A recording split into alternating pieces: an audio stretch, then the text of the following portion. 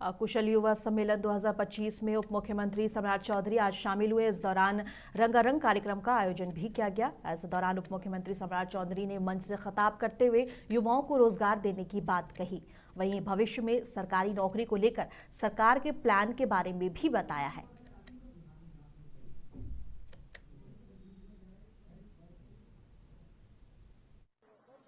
माननीय मुख्यमंत्री नीतीश कुमार जी और देश के यशस्वी प्रधानमंत्री आदरणीय नरेंद्र मोदी जी के सपनों को जमीन पर उतारने का काम कर रहे हैं। गरीबी और मजदूरी करने जाते हैं, हम रोजगार करने जा सके ऐसी कल्पना करेंगे। और आदरणीय मुख्यमंत्री जी ने बताया कि आदरणीय सरदेव कर्पूरी ठाकुर जी के नाम पर बिहार में स्किल यूनिवर्सिटी का निर्माण बिहार की सरकार करने जा रही है। इसकी कल्पना को एक यूनिवर्सिटी से डिग्री देने का काम किया और इसके साथ साथ आदरणीय मुख्यमंत्री जी ने दो और महत्वपूर्ण काम किए साथ। एक तो 1 करोड़ लोगों को रोजगार और सरकारी नौकरी देना। और केंद्रीय गृह मंत्री अमित शाह ने मंगलवार को कोलकाता में मुख्यमंत्री ममता बनर्जी के नेतृत्व वाली तृणमूल कांग्रेस यानी कि टीएमसी सरकार पर तीखा हमला बोला। उन्होंने आरोप लगाया कि पश्चिम बंगाल में बनर्जी के कार्यकाल में भ्रष्टाचार, भय और घुसपैठ का बोलबाला रहा है, जिससे राज्य की सुरक्षा को गंभीर खतरा पैदा हो गया है। इस दौरान उन्होंने वादा किया है कि राज्य में बीजेपी की सरकार बनने पर बंगाल को घुसपैठियों से मुक्त कराने के कदम उठाए जाएंगे। इस पर अब बीजेपी नेता रविशंकर प्रसाद ने अपनी प्रतिक्रिया दी है। ममता जी ने जो वहां पर तानाशाही और जन विरोधी सरकार चलाई है, मैंने खुद देखा है। लोगों को वोट देने का अधिकार नहीं मिलता है, जांच किया है। तो बंगाल की जनता त्रस्त है घुसपैठियों से, भारत विरोधियों से, तुष्टीकरण से। तो अच्छा है अमित शाह जी गए हैं और चैलेंज किया है और बिल्कुल प्रभावी हम लोग की जीत होगी। तो जापान को पछाड़कर भारत चौथा सबसे बड़ा अर्थव्यवस्था वाला देश बन गया। ये तो होना ही था, ये तो हो ही चुका था। देखिए जिस तरह से नरेंद्र मोदी की अगुवाई में भारत का आर्थिक विकास हुआ है, चौथा का जल्दी तीसरा बनेगा। आज भारत एक बहुत ही ग्लोबल पावर है, मैन्युफैक्चरिंग में, ट्रेड एंड सर्विसेज में। भारत के आईटी प्रोफेशनल्स बाकी सब कहां से कहां देश को ले गए। देश और आगे बढ़ेगा और आज बहुत अभिनंदन हमारे प्रधानमंत्री का, उनकी अगुवाई में भारत की आर्थिक व्यवस्था और आगे बढ़ेगी। और बता दें कि इस वक्त बहुत बड़ी खबर सामने आ रही है। दुनिया ने एक बार फिर वक्त के नए सफर की शुरुआत कर दी है। नए साल 2026 का सबसे पहला स्वागत दक्षिणी प्रशांत महासागर से हुआ है, जहां ऑकलैंड दुनिया के बड़े शहरों में सबसे पहले नए साल में दाखिल हुआ है।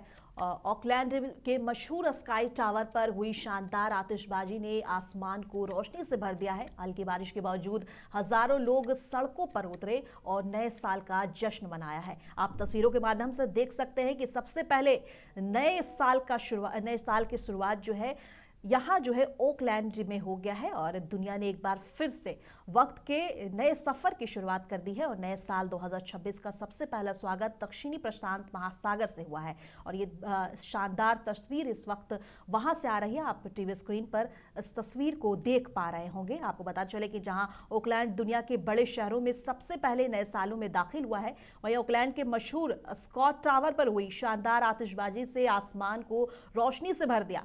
हल्की बारिश के बावजूद हजारों लोग सड़कों पर उतरे और नए साल का जश्न मनाया। और नए साल का जश्न साफ तौर पर आप देख सकते हैं स्क्रीन पर किस तरह से जो है आतिशबाजी की जा रही है और पूरा शहर जगमगा रहा है और नए साल को जो है वो मनाने के लिए तैयार है। बता दें कि अभी इंडिया समेत बाकी कई देश में अभी न्यू ईयर की शुरुआत होना अभी बाकी है। अभी कुछ घंटे बचे हुए हैं, लेकिन यहाँ जो है सबसे पहले नए साल की शुरुआत हो गई है। और तस्वीर के माध्यम से आप इस वक्त तस्वीर देख रहे होंगे कि कितना खूबसूरत नज़ारा है।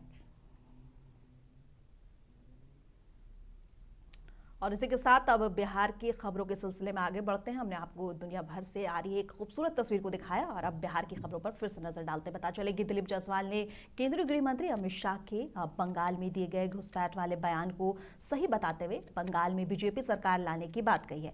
वहीं उन्होंने ये भी दावा किया है कि ममता सरकार में लोगों के अधिकार छीने जा रहे हैं। बता दें, अमित शाह के बयान के बाद से देश में राजनीति तेज हो गई है और विपक्ष और एनडीए नेताओं के बीच बयानबाजी का दौर शुरू हो गया है। देखिए, बंगाल की जो भयावह स्थिति है, आज पूरा देश देख रहा है कि बंगाल में जिस तरह से घुसपैठिए और मतदाता बनते जा रहे हैं और जो इस देश का हिस्सा है उसको भी हमारे देश के लोगों का हिस्सा बांटने का काम करते हैं। इसको कभी इस देश की जनता सहन नहीं करेगी और इसीलिए माननीय अमित शाह जी, गृह मंत्री जी ने स्पष्ट तौर पे कहा है, इस देश पर, इसी देश के नागरिक का हक है। कोई घुसपैठिया अब ममता बनर्जी जितना भी चाह लें वोट के तुष्टीकरण की राजनीति करने के लिए, उसको सहन नहीं किया जाएगा। जापान को पछाड़कर भारत चौथा अर्थव्यवस्था वाला देश। आप सोच सकते हैं कि जब दुनिया के सर्वाधिक लोकप्रिय नेता आदरणीय श्री नरेंद्र मोदी जी के नेतृत्व में देश आगे बढ़ा तो हम 11वां, 9वां, 7वां से आज चौथे आर्थिक व्यवस्था पूरी दुनिया में पहुंच चुके हैं और 1.5-2 साल के अंदर देख लीजिएगा ये तीसरी आर्थिक व्यवस्था भारत बनने जा रही है। और भागलपुर के सुल्तानगंज रेफरल अस्पताल में मंगलवार को रोगी कल्याण समिति की बैठक आयोजित की गई। बैठक की अध्यक्षता प्रखंड विकास पदाधिकारी संजीव कुमार ने की। इस बैठक में अस्पताल के चिकित्सा प्रभारी और समिति के सचिव कुंदन भाई पटेल सहित समिति के अन्य सदस्य मौजूद रहे। बैठक के दौरान अस्पताल में आने वाले मरीजों की समस्याओं पर चर्चा की गई और उनके समाधान के लिए जरूरी कदम उठाने पर सहमति बनी। अधिकारियों ने कहा है कि मरीजों को बेहतर इलाज और सुविधाएं देने के लिए सभी मिलकर काम करेंगे। इस बैठक में स्वास्थ्य विभाग के अधिकारी और कर्मचारी भी शामिल हुए। बैठक का उद्देश्य था कि रेफरल अस्पताल को आम जनमानस के लिए अधिक से अधिक सुविधाजनक युक्त कैसे किया जाए, उस पर तमाम बिंदु पर चर्चाएं हुई। पहले तो हम लोगों का परिचय पात्र हुआ, इसके बाद रोगियों को कंबल वितरण का भी कुछ काम हम लोग किए। जो प्रसव महिलाएं थी, प्रसव रोगी थी, उनको कंबल दिया गया। शेष हॉस्पिटल में सौंदर्यीकरण की व्यवस्था, डॉक्टरों की उपस्थिति एवं हर पहलुओं पर ध्यान, विशेष रूप से रेफर की जो समस्याएं होती थी सुल्तानगंज में, आम नागरिकों के बीच ये बातें आती थी कि सुल्तानगंज रेफरल अस्पताल से आमतौर पर भी पेशेंटों को रेफ़र कर दिया जाता था, जिस पर गहन चर्चा प्रभारी सर के सामने हुई, वीडियो साहब के सामने हुई कि इस दिशा में क्या व्यवस्थाएं की जाए। तो दोनों तरफ से बातचीत होकर के 100% अब सुनिश्चित किया गया। और भागलपुर के सुल्तानगंज नगर परिषद सभागार में देर शाम सफाई कर्मियों और नगर प्रशासन के बीच बैठक हुई। बैठक की अध्यक्षता कार्यपालक पदाधिकारी कृष्णा भूषण कुमार ने की। इसमें नगर सभापति राजकुमार गुड्डू और स्वास्थ्य पदाधिकारी अमित कुमार भी मौजूद थे। बैठक में सफाई कर्मियों की समस्याओं को सुना गया और प्रशासन ने आश्वासन दिया है कि सभी समस्याओं का समाधान जल्द किया जाएगा। उन्होंने कहा है कि 20 दिसंबर को गलत सूची भेजने के कारण भुगतान रोका गया था, लेकिन 25 जनवरी तक सभी सफाई कर्मियों का भुगतान और ड्रेस प्रदान कर दिया जाएगा। साथ ही कहा गया है कि नए एजेंसी द्वारा अधिक पीएफ कटने पर नोटिस भेजा जाएगा और अगर भुगतान समय पर नहीं हुआ तो प्राथमिकी दर्ज की जाएगी। वहीं सफाई कर्मियों ने कहा है कि भुगतान नहीं होने तक हड़ताल जारी रहेगा। बैठक में दर्जनों सफाई कर्मी और नगर परिषद के अधिकारी मौजूद रहे। उन जगहों पर जो है कहीं भी आप कचरा नहीं देखेंगे, क्योंकि इन संख्या कम होने से जितना भी कचरा का उठाव हो पा रहा है उसको किया जा रहा है। बात रही सफाई कर्मियों की शिकायत की, तो इन लोगों का जो है बीते बोर्ड के द्वारा 18 माह का पीएफ की राशि जो है वो लंबित है। तो इनके द्वारा शिकायत की गई थी, पत्र भी प्राप्त हुआ था और तत्कालीन कार्यरत जो स्वच्छता एजेंसी कल्पतरू कंस्ट्रक्शन है उसको कई बार कार्यालय से पत्राचार भी किया हुआ है और अभी जो है उनको 7 दिन का जो है एक समय दिया जा रहा है और सभी जितने भी स्वच्छता कर्मी हैं सबों का जो पीएफ का राशि है उसका डिटेल का जो है मांग किया जा रहा है और उनके द्वारा बिल प्रस्तुत नहीं करने पर, चूँकि पीएफ 18 माह जो हम लोगों के बोर्ड के पहले का है बकाया और अभी 2 माह सावन भादों का, तो ये बिल उनके द्वारा प्रस्तुत किया जाएगा और इनवॉइस पे किया जाएगा। 22 तारीख को जो सामान्य बोर्ड की बैठक थी तो उनके प्रतिनिधि के द्वारा जो है कार्यालय को बिल समर्पित किया गया, लेकिन वो बिल जो है उनके लेटर हेड पे है जिस पे भुगतान विधिवत नहीं किया जा सकता है। तो इनवॉइस पे जो है उनके द्वारा बिल प्रस्तुत किया जाएगा और पीएफ की राशि का सारा डिटेल दिया जाएगा। 7 दिन के अंदर अगर उनके द्वारा बिल प्रस्तुत नहीं किया जाता है तो उन पे एफआईआर किया जाएगा।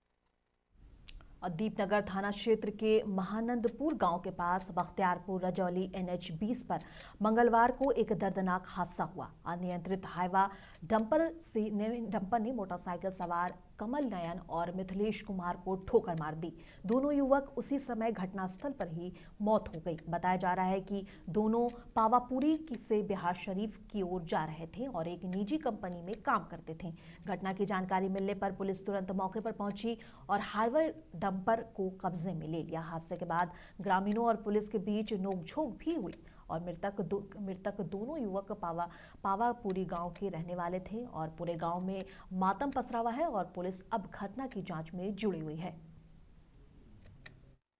मिथिलेश कुमार और कमल नयन जी मोटरसाइकिल से जो लेमनस कंपनी में काम करते हैं बिहार से आ रहे थे। इसी बीच में महारानपुर के नज़दीक रिलायंस पेट्रोल पंप के पहले मैंने टेलर वाला उनको धक्का मार कर चला गया, जिनको स्पॉट मौत हो गई है। दोनों की मौत हो गई। दोनों की मौत हो गई। तो ये कहाँ से कहाँ जा रहे थे?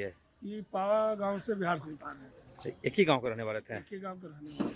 अच्छा, मांग क्या है आप लोग का? अब तो मांग भाई, सब तो एक्सीडेंट हुई है, मांग है कि जो एक्सीडेंट किया गाड़ी उसको सजा होना चाहिए। गाड़ी चला भाग गया? नहीं, गाड़ी पुलिस पकड़ी हुई है। क्या नाम है अपना? मेरा नाम धनंजय कुमार हुआ, पाव पंचायत मुख्य प्रतिनिधि।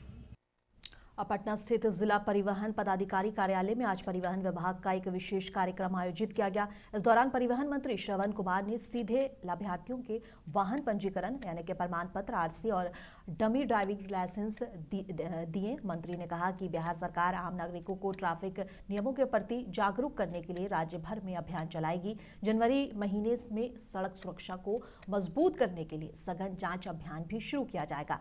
उन्होंने प्राइवेट स्कूल बसों की नियमित जांच पर जोर दिया है और कहा है कि चालकों के लाइसेंस, बस के कागजात और फिटनेस की जांच होगी ताकि बच्चों की सुरक्षा सुनिश्चित हो सके। मंत्री ने स्पष्ट किया है कि नियम तोड़ने वालों के खिलाफ सख्त कार्रवाई की जाएगी।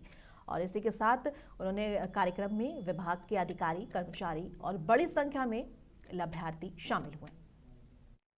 41 ड्राइविंग लाइसेंस के कागजात उन बेरोजगार युवकों को और जो लाइसेंस प्राप्त करने, ड्राइविंग लाइसेंस प्राप्त करने के इच्छुक व्यक्ति थे, उनको दिया गया है। इसके लिए मैं अपने अधिकारियों को धन्यवाद देना चाहता हूं कि ड्राइव चला करके ये दोनों कामों को बहुत कम समय में लोगों को ये सुविधा उपलब्ध कराने की व्यवस्था की है। इसके लिए मैं अपने अधिकारियों को धन्यवाद देता हूं। और ये साल तो आज खत्म हो रहा है, आगे आने वाले साल के लिए भी अपने अधिकारियों को शुभकामना देता हूं, बधाई देता हूं और इसी ऊर्जा के साथ, इसी लगन और उत्साह के साथ आगे भी काम करते रहे ताकि बिहार के जो गाड़ियों के मालिक हैं और जो ड्राइविंग लाइसेंस लेना चाहते हैं उनको ये सुविधा सतत मिलता रहे, जल्द मिलता रहे, कम समय में मिलता रहे। इसी के लिए उनको नए वर्ष के लिए भी शुभकामना अधिकारियों को मैं देता हूँ।